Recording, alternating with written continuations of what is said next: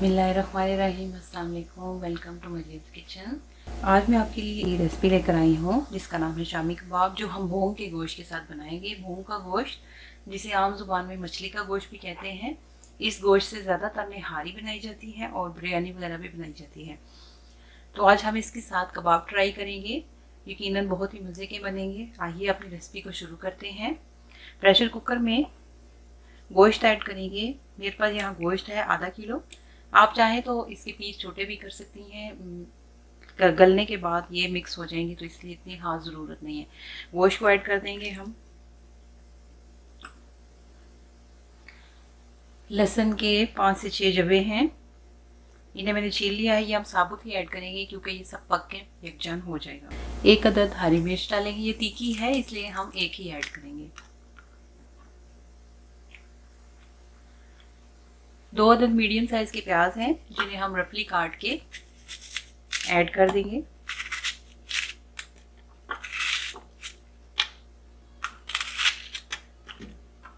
अब हम इसके अंदर स्पाइस ऐड करेंगे। साबुत खुश्क धनिया है थोड़ा सा, 1 टीस्पून। 2 चिकन क्यूब हैं, ये फ्लेवर के लिए हैं और ये ऑप्शनल है, आप चाहें तो स्किप भी कर सकती हैं। 3 अदद हरी इलायची, 1 इंच का सिनेमम का टुकड़ा, 4 अदद लौंग, 2 काली मोटी इलायचियाँ और 3 अदद साबुत लाल बेर, ये हम ऐड कर देंगे। इसमें जो स्पाइस डालेंगे, सुर्ख पिसी हुई मिर्च है, इसके अंदर ग्रीन भी जाएगी इस और सुर्ख साबुत बेर भी जाएंगे, इसलिए ये हम आधा टीस्पून ही डालेंगे, ये तीखी है।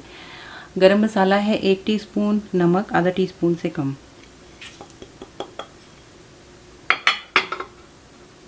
सबसे आखिर में मेरे पास यहाँ आधा कप चने की दाल थी, जिसे मैंने भिगो के रखा हुआ था गर्म पानी में। ये फूल के डबल हो गई है, इसे हम ऐड कर देंगे।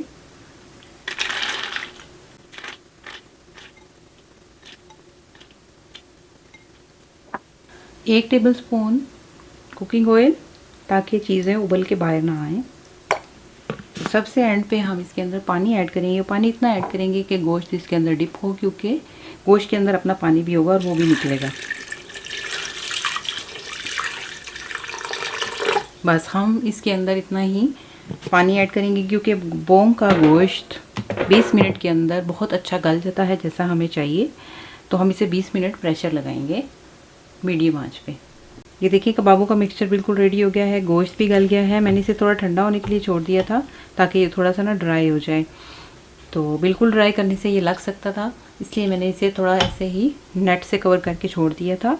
अब मैं इसे चॉपर में डाल के चॉप करके फिर आपको इसकी शक्ल दिखाती हूँ। मिक्सचर को मैंने चॉपर में निकाल लिया है, मगर चॉप करने से पहले मेरे पास यहाँ हरा धनिया और पुदीना है, ये मैं इसमें ऐड करूँगी और इसके साथ ही हम इसे चॉप करेंगे। मिक्सचर को मैंने पीस लिया है, ये देखिए। अब मैं इसकी टिक्कियाँ बना लेती हूँ और फिर आपको दिखाती हूँ।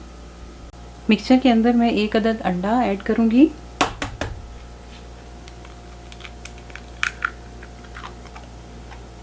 इसको अच्छे से मैं हाथ से मिक्स कर लूँगी और फिर इसको मैं 10 मिनट फ्रिज में छोड़ूंगी, ताकि ये थोड़ा सा टाइट हो जाए, और उसके बाद फिर मैं इसके कबाब बना लूँगी।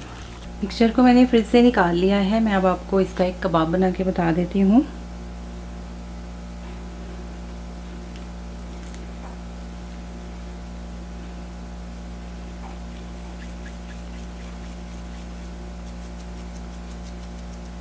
ये देखिए, इसे कोई अंडा ब्रेड क्रम्ब लगाने की ज़रूरत नहीं है।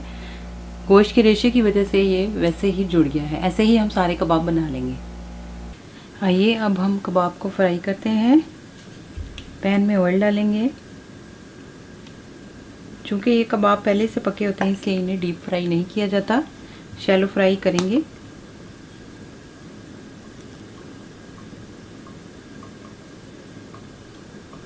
और इन्हें मीडियम आंच पे ही पकाएंगे।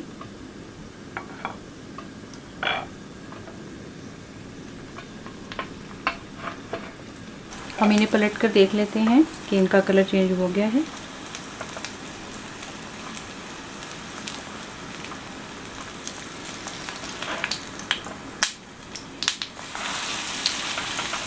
देखिए कितना खूबसूरत कलर आया है।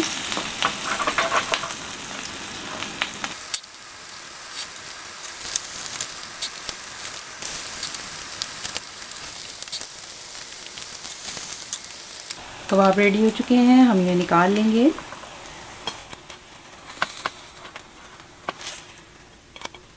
ये देखिए कितने खूबसूरत फ्राई हुए हैं। हमारी रेसिपी को ज़रूर ट्राई कीजिएगा, दुआओं में याद रखिएगा। फिर मिलेंगे किसी मज़ेदार सी रेसिपी के साथ, तब तक के लिए इजाज़त दीजिए। अल्लाह हाफ़िज़।